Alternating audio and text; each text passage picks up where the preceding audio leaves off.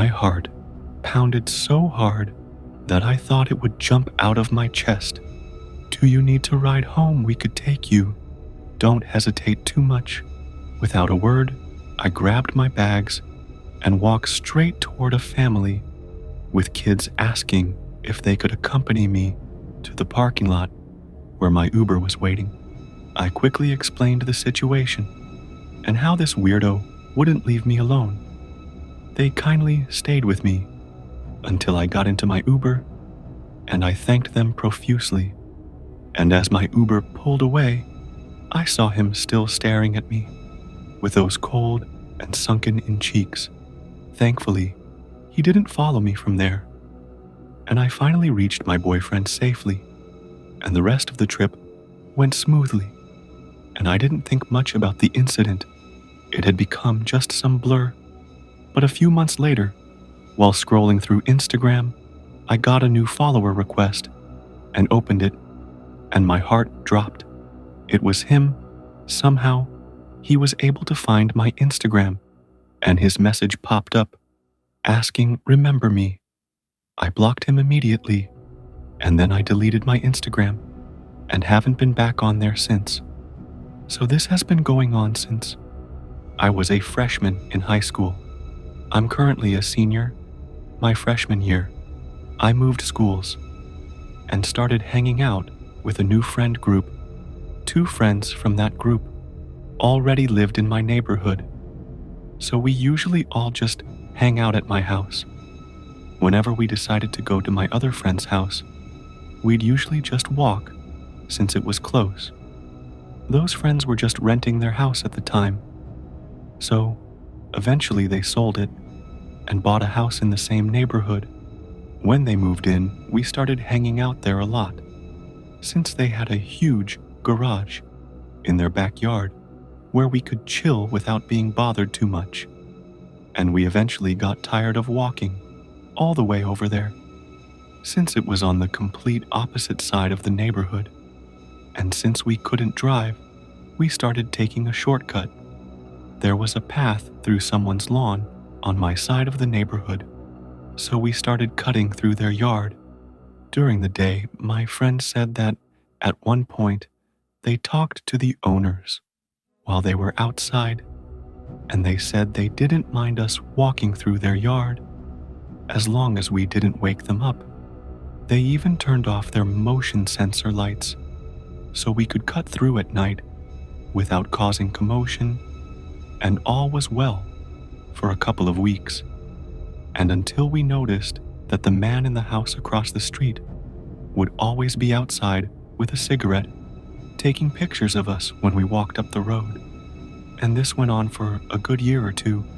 We told my parents, but just tried to ignore it altogether, since it creeped us out. And the creepiest part was that no matter what time we went through, he was always out there watching and snapping pictures of us. It didn't matter if it was 3 p.m. or 3 a.m. He was always lurking in the shadows of his porch with that cigarette ready to snap a picture. Now fast forward to my junior year. My friend was house sitting for his parents while we were on vacation. We were all staying over there and decided to run over to my house for food. And on the way over, I spotted the cigarette and pointed it out to my friend. Mind you, it was 2:30 a.m., and we could feel this dude staring at us.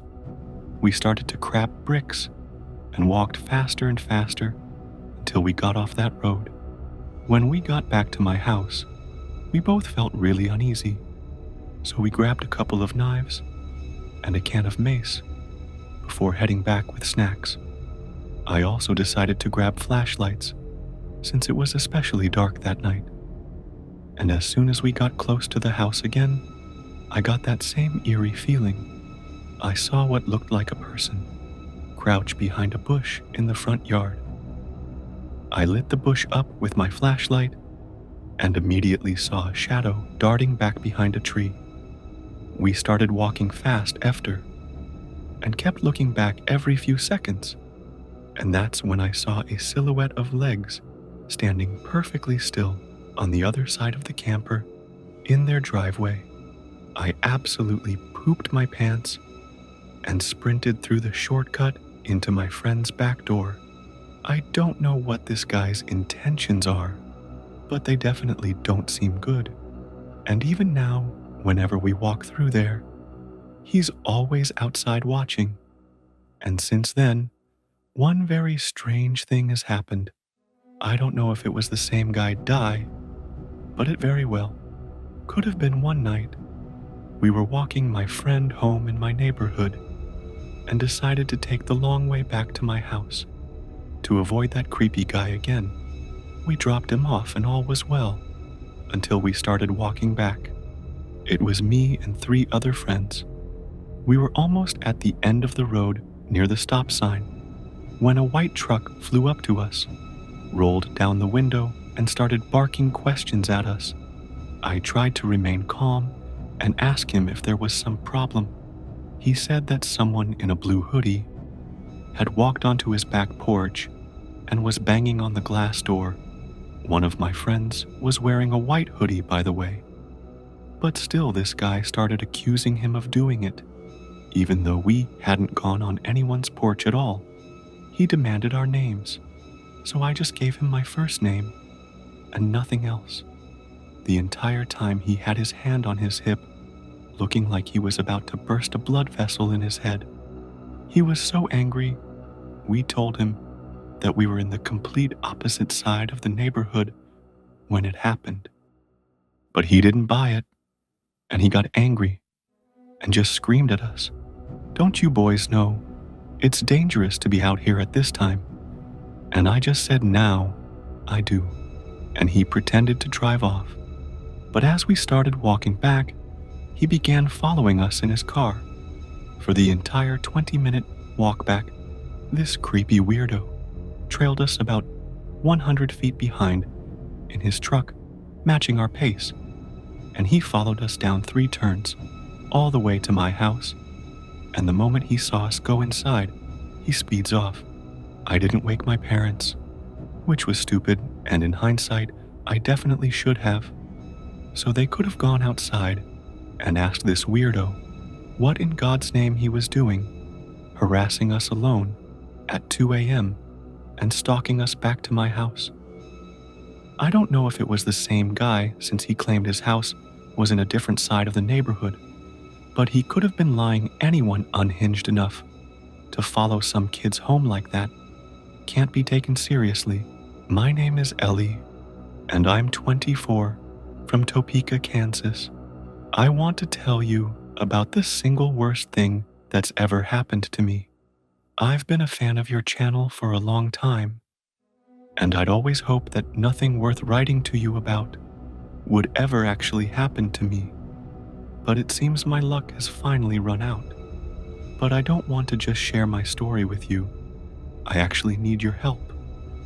And by the end of my story, I think you'll understand why it all started around 18 months ago, which right now feels like a whole entire lifetime ago. I first encountered him, or at least I think I first encountered him, at the diner where I used to work.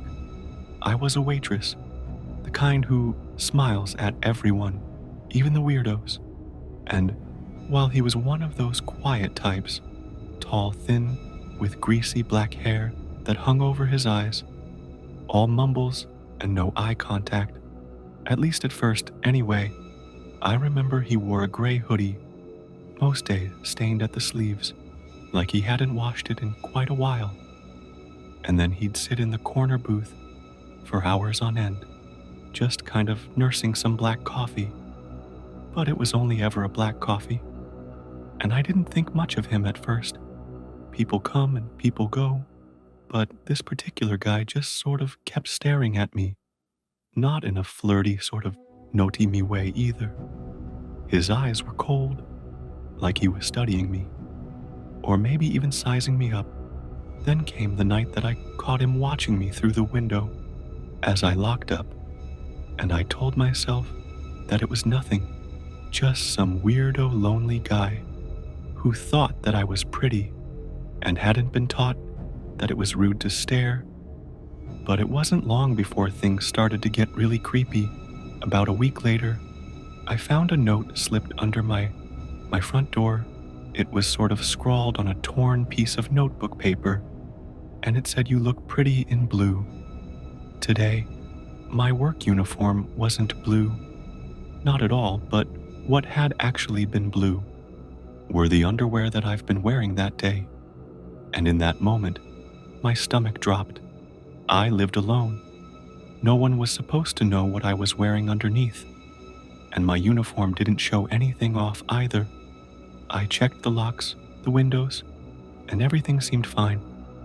I threw the note away and told myself that it was nothing, maybe a prank, possibly by some local kids, I guess. And I tried to reassure myself with stuff like that, but it didn't work. And I started sleeping with a kitchen knife under my pillow, and things got way, way worse over the weeks that followed. I started seeing the guy everywhere. Not up close, just glimpses here and there, at a distance, a shadow.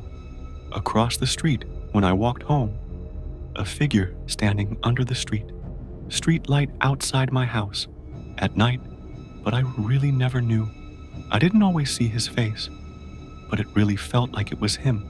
Once, I swore that I saw him in the grocery store, 2 aisles over, peeking through the cereal boxes, and I turned to look, and he was already gone. I knew that I was probably being paranoid, and that I was imagining things overworked, overstressed, no sleep, all that kind of stuff. But the notes kept coming, and it would say stuff like, "I like your hair down. You shouldn't leave your curtains open. And I'm closer than you think." Each note in this childlike handwriting of his, it made my skin crawl a little more. Each time I got one, and on the advice of a friend, I stopped throwing them away and instead kept them in a shoebox as proof that something was very, very wrong. I prayed things would get better, but to get bored of me. But the situation got even worse. As time went by, I'd hear footsteps behind me on my way home from work. But when I turned, no one was there. My trash can started getting knocked over, and once I found a dead bird on my porch. Its little neck had been snapped, and its feathers were all over the steps, where somebody had apparently been ripping them out. And the notes get even creepier too. "I can hear you breathing at night, or you can't hide from me." And I almost stopped sleeping altogether. I'd sit up with the lights on, just clutching my knife, waiting for something to happen, and I knew that he was out there watching and getting closer, and it was only a matter of time before he made his move on me. But in the end, I couldn't take it anymore, and told my neighbor Tom about it now. He's an older guy, Tom. Pretty sure he's in his 50s, with a very kind face, big belly, and a loud laugh. And he lived across the street from me, and we'd always wave to each other. One afternoon, I knocked on his door, pretty much shaking at that point, and just spilled my guts about everything that had been happening, the notes, the footprints, that sickening feeling of being hunted. And I told him how scared I was, that the whole thing seemed to be getting worse and worse with each passing day, and that I was scared that the guy stalking me was going to actually end up hurting me. I remember him frowning, putting a hand on my shoulder, and told me that I wasn't alone. "You see anything weird, you call me, okay?" He told me day or night, "I'll come running." I nodded, grateful for the offer of help that I don't think I can even put into words. And for the first time in weeks, I felt like I actually had someone on my side. But the stalking didn't stop, and the notes slowly turned into what I perceived to be threats.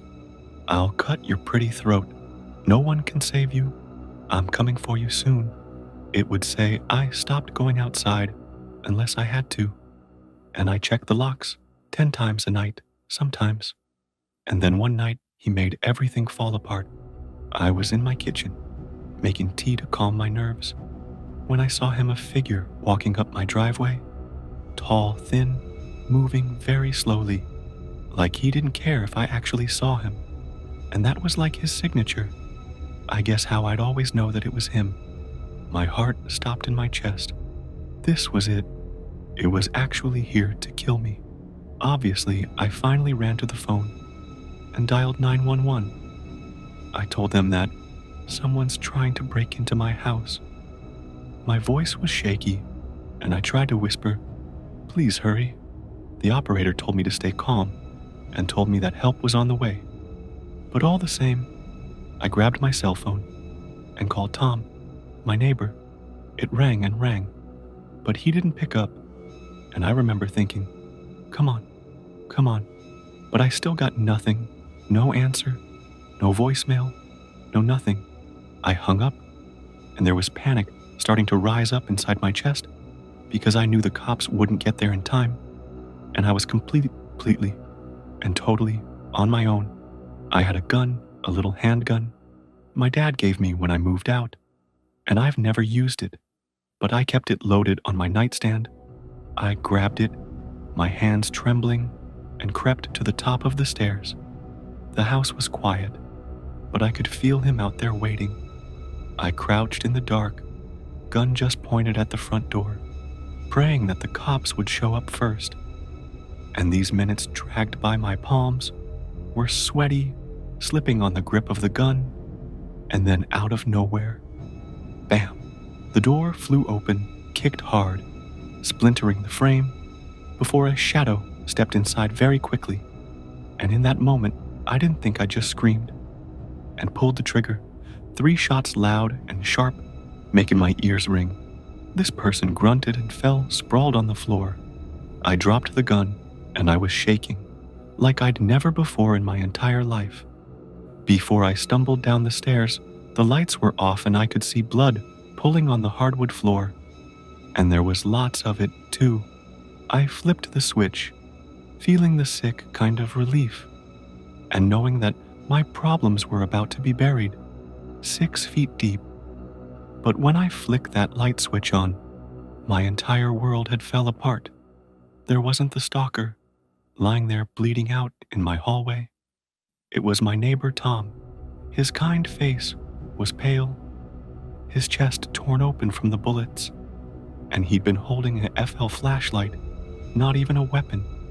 And I remember sobbing before falling to my knees. I cried out that I was sorry, that I didn't know, and he was just wheezing, blood bubbling at his lips as he struggled to breathe. And then he just went still. I pressed my hands to his chest, trying to stop the bleeding, but it was too late, and he died right there. And when the police arrived minutes later, I was still screaming, covered in Tom's blood, trying to revive him. Before they pulled me off, paramedics rushed him to the hospital, but I already knew that there was no saving him. After I explained everything that had happened, the cops put me in handcuffs and took me to their station, and I told them everything about that stalker, about the notes, and the threats I showed them, the shoebox full of all of this evidence, and felt totally vindicated in doing so too, because it all made keeping that box of cursed paper finally worth it. I told them that I thought my stalker was at the door, that he'd come to kill me, and that I didn't think Tom had seen my calls, let alone piece together what was happening. They listened and wrote it all down. But then, instead of being sympathetic, their face was very cold, like they didn't believe me. They later told me, at around 3 a.m, that Tom died on the operating table, and all I could do was sit there in that cold interrogation room, feeling completely numb. And then I cried until I couldn't anymore. The police searched my house, my yard, the whole neighborhood. They looked into the stalker, asked me for his name, description, really anything, and I told them what I knew, that he was tall and thin with greasy hair, and a gray hoodie, and they checked the diner's security footage, asking my coworkers about him, but no one but me could remember seeing this guy, or really have any inclination as to who he was. They went through the notes, the footprints, the dead bird, but when they came back they said that the handwriting on the notes matched my handwriting, the footprints matched my own boots, and as for that bird, they said that I could have just done it myself. There's no evidence of anyone else. They told me just you, and they sent me to a psychiatrist. She's been a stern woman, with glasses, scribbling notes. While I talked, I told her that I wasn't crazy, that my stalker was real, and that he'd been after me for months on end. She'd asked about my life, my job, and my family. If I was lonely, I said I was fine, that I was just scared. But she didn't believe me either. And then, after days of tests, they decided that I really was crazy, delusional. They called it unfit to stand a trial. And they said that I made my stalker up, that the stress of living alone and working almost constantly broke me down, shattered my mind, and turned me into what became a killer. They then locked me in some psych ward instead of a jail, a place with white walls, padded doors, and nurses who now look at me like I'm some kind of monster. But I'm not crazy. My stalker was real. I've seen him with my own eyes. I felt him watching me. The notes, the threats, they weren't in my head. They couldn't have been. I didn't kill Tom on purpose. I swear to Jesus Christ in heaven that I thought that he was my stalker, come to finally kill me. Or worse, I thought killing him meant saving myself. But now he's dead, and I'm trapped here, either drugged up or tied down, and watched every second, and they won't listen. None of them will ever listen, and they think I'm a liar, a murderer, a lunatic, but I know that you'll believe me, your audience. You wouldn't have gotten this far if you didn't, right? So please, I'm begging you to believe me, and I'm begging you, and everyone who listens to you, to help me find him, that man in the gray hoodie, because he's still out there. I know it. He's watching, waiting for the next girl whose life he's going to ruin. I'm not insane. I didn't just imagine him. And if you don't help me, he'll keep going. And no one will stop him. Search for those notes, the footprints, anything, and prove that I'm telling the truth. If you can get this to your audience and get me out of here, I will be infinitely grateful. Otherwise, I feel like I'm going to be buried in here. The scariest. Mythical creatures. Hello, everyone. Surely, you must agree with me that Harry Potter is one of the most imagination-stimulating works of all time. Not only children, but also adults, are enchanted by its magical world of spells, races, and other fantastical elements. But have you ever wondered if our own real world might hold secrets just as thrilling, just as terrifying? We may not have magic, spells, or flying brooms, but we have creatives.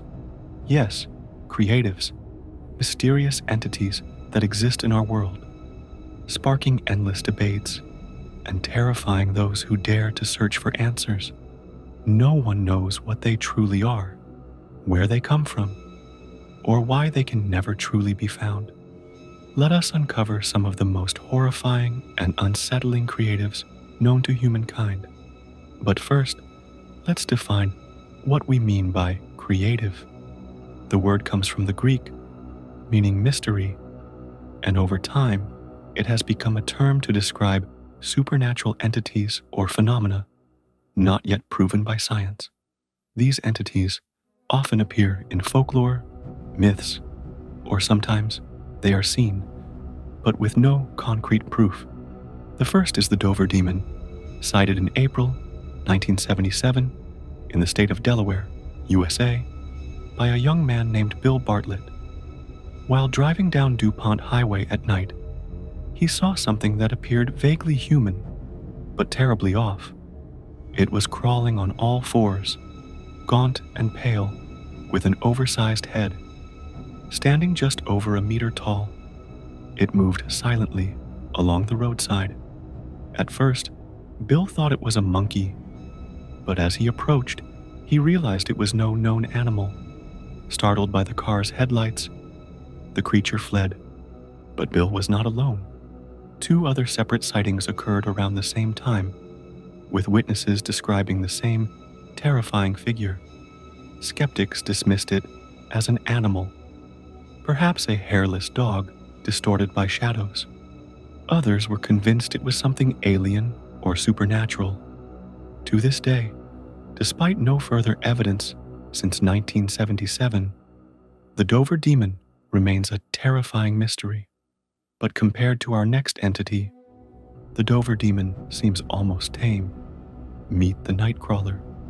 First captured on video in 2007 in Fresno, California, the footage shows a pale, spindly creature, about 2 meters tall, walking in an eerie gliding motion across a suburban lawn.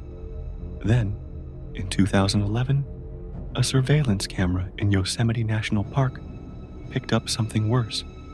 2 figures, long-legged and almost spectral, appearing to float above the ground. No upper body, just 2 elongated legs swaying side to side as they moved through the night. The footage sent shivers through the internet. Were they aliens? Government experiments gone wrong? Some Native American legends speak of similar beings, ghosts of the forest, with only lower limbs and the power to manipulate human minds. These entities were said to live in caves and lure humans into madness. Despite countless attempts to debunk the footage, no explanation has stuck. The Nightcrawlers remain unresolved and unsettling. Now let us dive beneath the surface. Literally. Have you ever seen photos of the Loch Ness Monster or Champ? If so, then you might be familiar with Ogopogo, a terrifying aquatic beast believed to inhabit Lake Okanagan in Canada.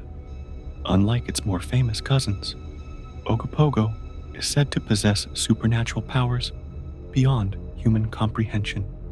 In the 19th century, the indigenous Métis people who lived near the lake suffered mysterious disappearances and massive crop destruction.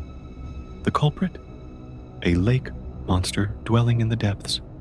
Terrified, the locals believed it to be a god, an avenger sent by the heavens. They began offering annual sacrifices to appease it. At first, it was fruit and food, but when destruction continued, they turned to human offerings, young virgin girls, untouched and pure. In 1989, Ken Chaplin, a used car dealer, captured footage of something serpent-like slithering across the lake surface. As it moved, it created massive waves and sprayed columns of water. Skeptics claimed it was just a beaver, but Ken disagreed. No, beaver grows over 10 meters long. That same year, 4 witnesses using a high-powered telescope spotted a creature about 340 meters away. It had whale-like skin, measured about 25 meters long, and displayed 5 or 6 dorsal humps, breaking the water's surface. Some claimed it was green. Despite countless encounters, no scientific evidence has discredited the legend. Perhaps Ogopogo is more real than Nessie. After all, we don't live underwater. Who knows what horrors lurk in the deep? Let's now leave the water and step into the woods, where something sinister is said to hide. The Flatwoods Monster, also known as the Braxton County Monster, is one of the most iconic alien-related entities in the U.S. On the evening of September 12, 1952, 2 brothers, Freddie and Edward May, and their friends Tommy Heyer and Neil Nunley, were playing on the school lawn when they saw a fiery object streak across the sky. It appeared to crash on the property of a local farmer, of a local terrified and curious. They ran home and told their mother, Kathleen May. She contacted the authorities, and together with a small group, they ventured into the dark woods to investigate. As they approached, a metallic stench filled the air, like burning steel. Then came a high-pitched hissing, whispering through the trees. The deeper they ventured, the more the children began to cough and tear up. Something wasn't right. Suddenly, from the shadows, it emerged. A figure nearly 4 meters tall, cloaked in black. It had a round, glowing head and a pale, inhuman face. Behind it, a leaf-shaped structure, fanned out like wings. Its hands were twisted claws, and its orange eyes glowed with malevolence. Then it floated. Yes, floated.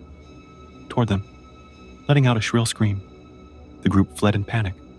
Later, officials scoured the area, but found no trace. No meteor crash, no wreckage, nothing. Years later, skeptics called it mass hysteria or a misidentified barn owl. But others still believe. Why did the creature emit such a metallic stench? What was that light streaking across the sky? To this day, the Flatwoods Monster remains one of America's most chilling alien legends. Time moves on, but these creatives continue to haunt our world.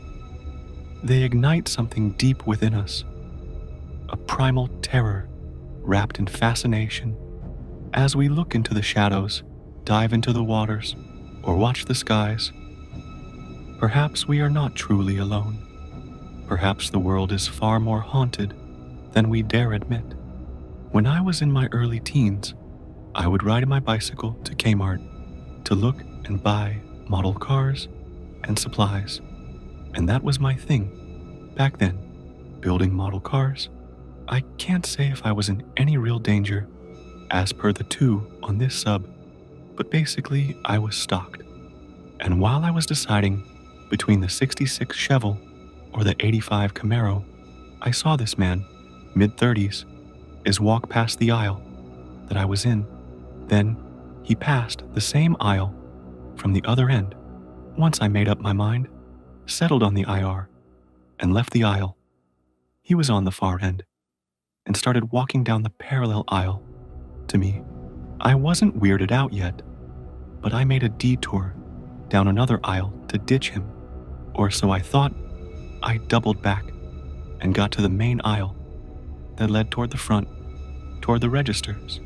He popped out on another aisle, further up facing me, then turned down the next one, and each time I encountered him, he smiled, making eye contact. So I put the model down, turned 180 degrees, and headed back toward the back of the store. There was a service entrance back there, so I made for that, thinking that I had lost or confused him. I still wanted to build that Camaro, so I went back toward the front, and there he was, sitting on a bench in the lobby, still making eye contact, and still smiling, and waiting. At this point, the obvious answer would have been to just turn and bolt. But in an effort to keep my bike from getting stolen, I secured it to the railing inside the lobby, and I didn't want to stand still in his presence. I quickly went back into the store and zigzagged through the aisles, trying to lose him. And by now, I was sufficiently freaked out, but still didn't want to make a scene. Every time I made my way back out into the main aisle, there he was. I was walking at a brisk pace, and he was just casually strolling, but always in my direction. And at one point, I passed the sporting goods section, so I picked up a baseball bat and started carrying it, and I passed the main aisle on purpose. Now, showing him my weapon, he seemed to be unfazed, just casually making his way up and down the aisles, still smiling, still making eye contact. I was just short of running now, almost back into the service department, when he gave up the subterfuge of chance encounters. He was directly following me. He wasn't at my pace, but he managed to keep up, and I gave up. I tossed the bat and made for the service desk, and a relatively stout African American man was there. And I said, "Hey, I think this guy throwing a thumb in his direction is following me. Can you call someone? He hadn't come around the corner yet." So I never saw his reaction, but we heard a crash and heavy, fast footfalls. He had run toward the service entrance, knocking over a display on the way out. The service rider stood by with me while the police were called, and once they arrived, the police took a few statements, did a walk around. He was long gone, and then put my bike in their cruiser and drove me home. I didn't go back to Kmart on my own again until I was old enough to drive, and I still never went back for that model Camaro.